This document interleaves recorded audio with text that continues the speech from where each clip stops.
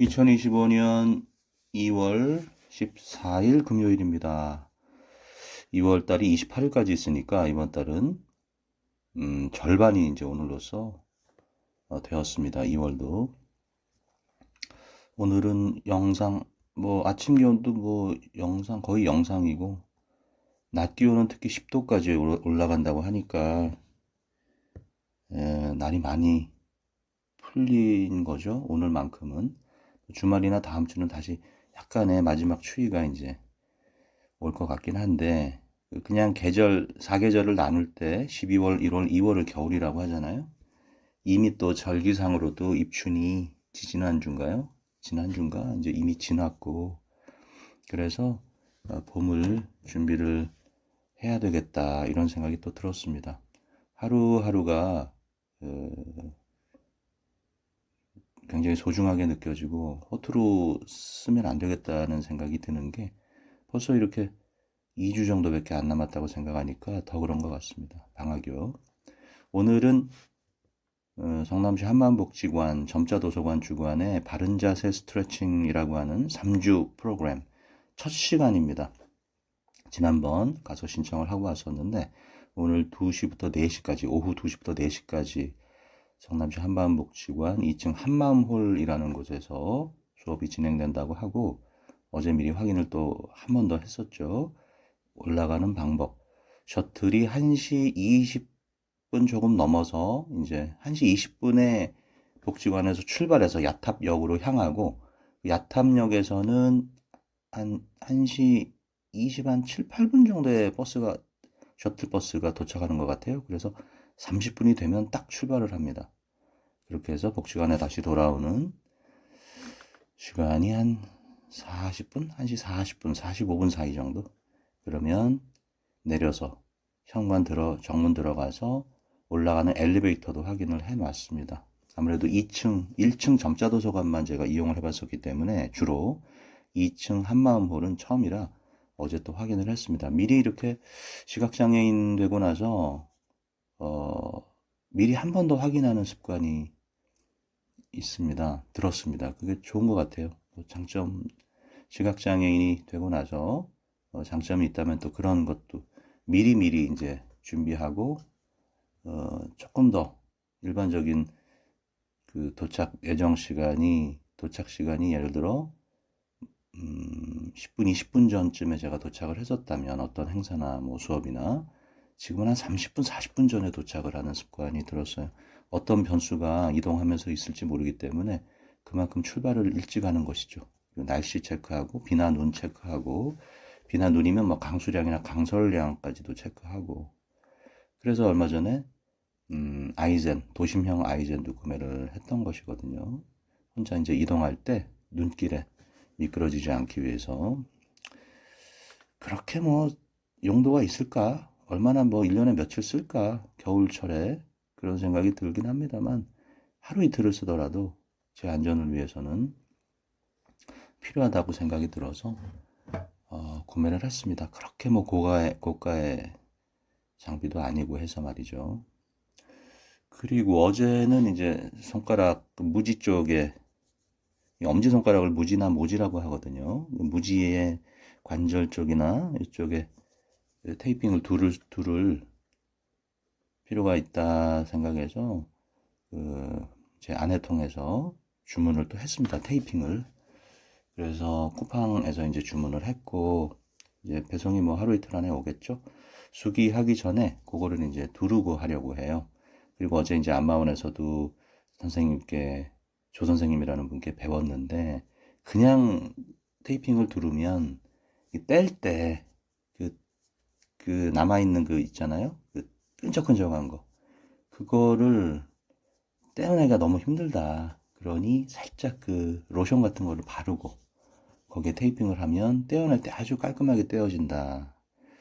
두 겹, 세 겹 하는 거는 상관없죠. 어차피 테이핑 위에 또 두 겹, 세 겹, 네 겹 이렇게 하는 거니까. 근데 체표에 닿는 부분이 잘 안 띄어지는 것은 바로 그 로션을 미리 발라서 해결할 수 있다. 이런 또 꿀팁도 또 들었습니다.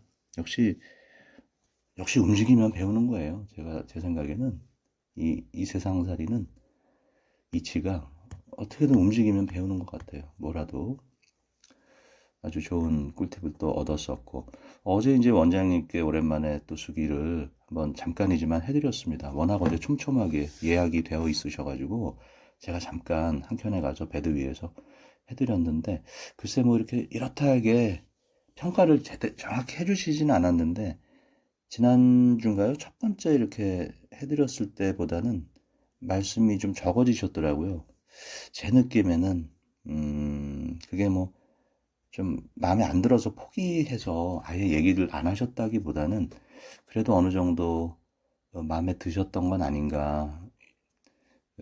원장님께서 또 지적하셨던 그 팁을 주셨던 그 내용대로 유연도 3차례 정도만 하고 이동을 하고, 시간이 제한돼 있으니 그렇게 예를 들어 목만 계속해서 풀어줄 수는 없다, 시간상. 뭐 이런 말씀들을 좀 염두에 두면서 시술을 했더니 원장님께서 그렇게 많이 지적은 안 해주신 것 같아요.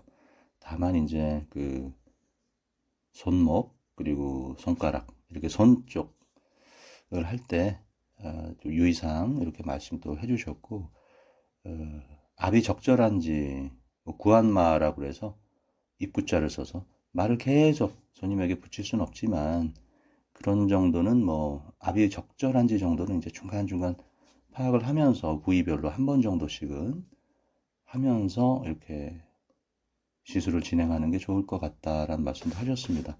그걸 참고 있는 손님도 있다라는 거예요. 너무 아프면은, 그러니까 약간 아프면서 시원한 게 쾌압이라고 하는데 그게 최고의 그 상태라는 것이죠. 피술자가 느끼기에. 근데 그거를 너무 그걸 넘어서서 너무 아프게만 하면 다시 이제 방문하시는 게 부담스러우시겠죠. 다음에 또 오시기가. 그런 점들을 또 말씀을 해주셨어요. 모든 게 뭐 저희 동기들에게 학교에 가서 또 이렇게 안마원에 와서 또 다녀보면서 이렇게 받아보고 하면서 모든 게 그야말로 산 지식인 것 같습니다. 살아있는 지식. 잘 정리해서 제가 또 안마 수기를 하는데 곧바로 이렇게 또 반영을 하고 이래서 사실은 하루하루 이렇게 조금씩 달라지는 걸 저도 이제 스스로 느끼니까 만족감이나 성취감 같은 것도 또 느껴지게 됩니다. 이런 거를 뭐 이미 저희 동기들도 다 알겠지만 혹시 모르고 있는 동기들이 있다면 이런 소위 제 체험담을 전파해주고 싶다는 생각도 들었습니다. 그렇게 하기 위해서 자료화하고 있고, 얼마든지 개발자분들이 오픈 소스라고 그래서 공유하는 그런 개발 코드라고 그럴까요? 그런 개발 소스들이 있잖아요. 이제 그런 것처럼 저도 공유를 하고 싶다라는 생각이 들었고, 엊그저께 화요일 날 이제 안마사랑연구회 안사연 모임에서 점심 때 저희 18기 선배님이시자 우리 안사연의 책임 강사하신 이진원 강사님과 식사를 함께 몇 사람이 했는데, 그때 이제 AI 얘기가 나왔어요. 처음에 이제 로봇 청소기, 로청이라고 하죠. 로봇 청소기가 굉장히 많이 진화돼 있다.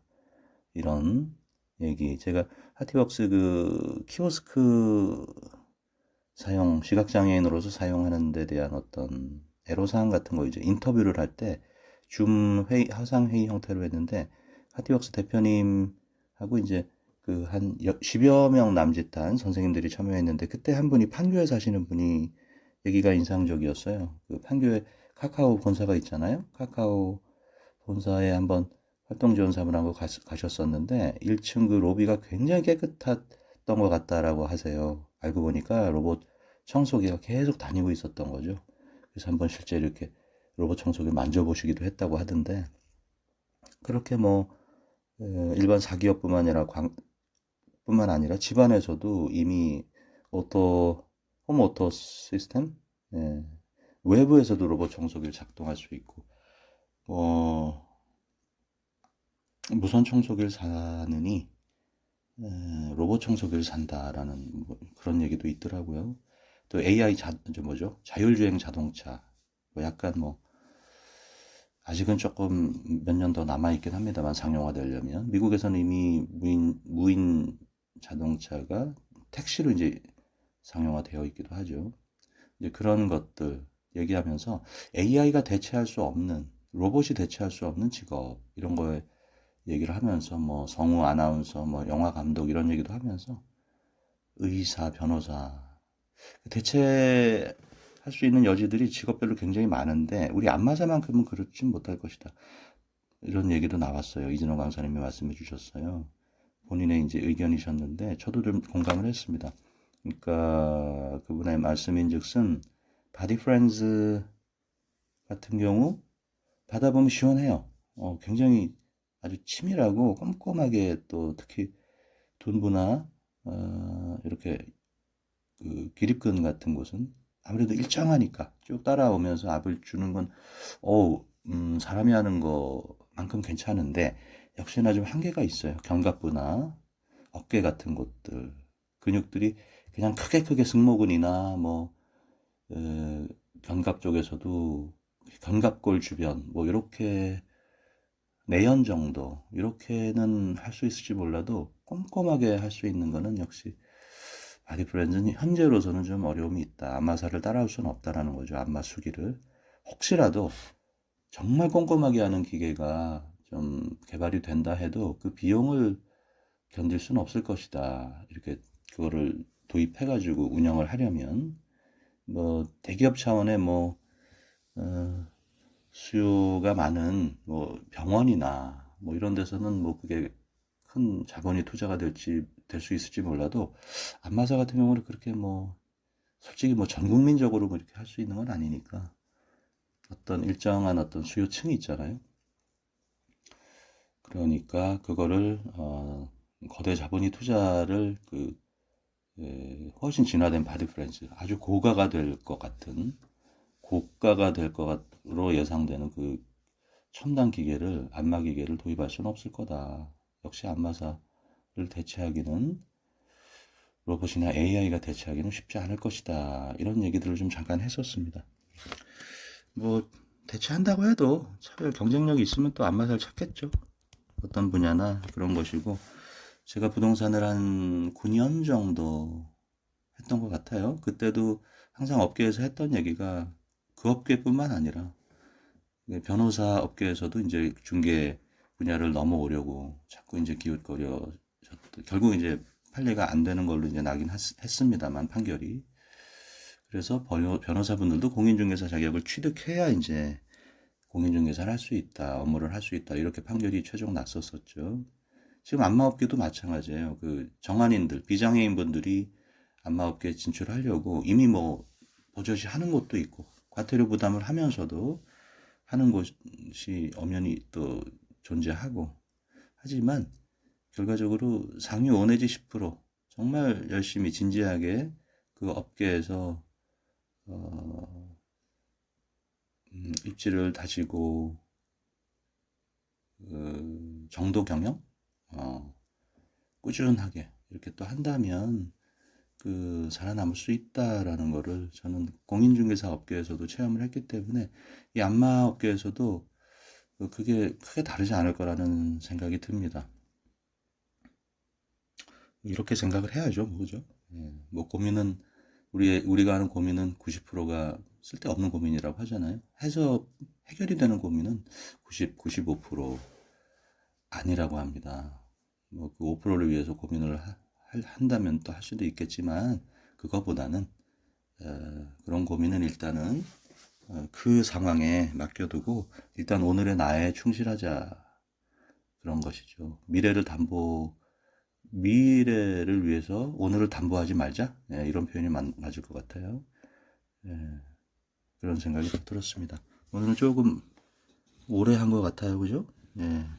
이런저런 두런두런 시장 라디오 매일매일 우리 함께 얘기해요 했는데 함께는 아니지만 혹시 이렇게 들으시고 일방적이지만 뭐 하실 말씀이 있다면 댓글로 또 남겨주시는 것도 괜찮을 것 같습니다. 그럼 또 제가 그거를 주제로 또 다음 방송에서 또 말씀드릴 수도 있겠죠. 자, 오늘 하루 뭐 날씨는 물론 푹합니다만 그래도 또 다니실 때 조심하시고 내일 주말을 위해서 또 마무리 한 주 또 잘 하시기 바랍니다. 각자의 일터에서 말이죠. 자, 그러면 오늘 하루도 자유롭게 열심히